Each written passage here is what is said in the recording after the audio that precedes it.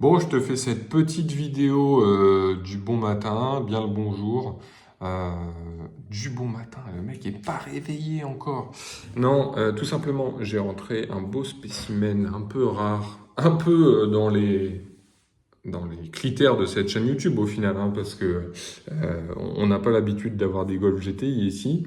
Là, j'ai rentré, alors ça s'en rapproche, une Volkswagen Arteon 2 litres TSI, donc une R, Volkswagen Arteon R, tout simplement. 280 chevaux, 4 roues motrices, très bien équipée. Airline exclusive, pas de toit ouvrant, c'est tout ce qui lui manque. Mais bon, peu importe, à vrai dire. On n'a pas le temps de le mettre, ça roule un peu trop vite. Donc, je te laisse profiter de cette voiture. Je vais te mettre quelques visuels juste après.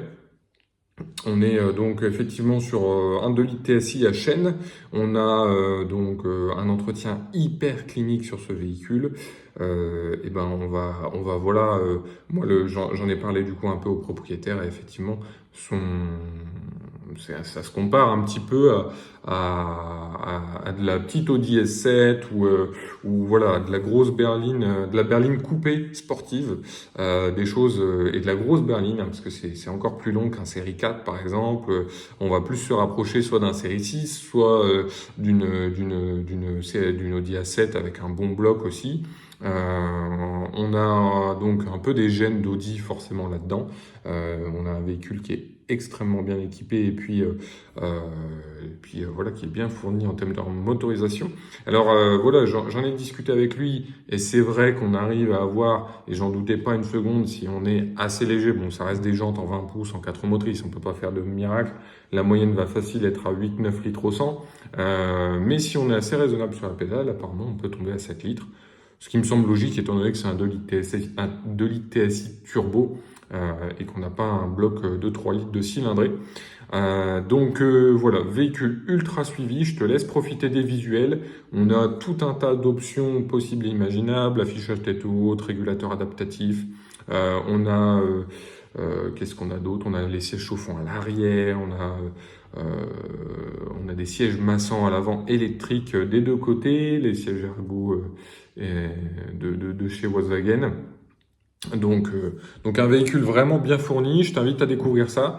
Je te mets le visuel juste après, et puis écoute, euh, n'hésite pas en tout cas, pourquoi acheter une Audi S7? Non, S7 c'est quand même un peu plus costaud, mais pourquoi acheter une Audi S7 quand on peut acheter une Arteon de ce niveau-là, et surtout avec quand même quelque chose un peu spécifique qui change de d'habitude, parce que quand tu vois la taille des jambes, tu te dis bien que ça doit pas être un 2 litres TDI 150 celle-là.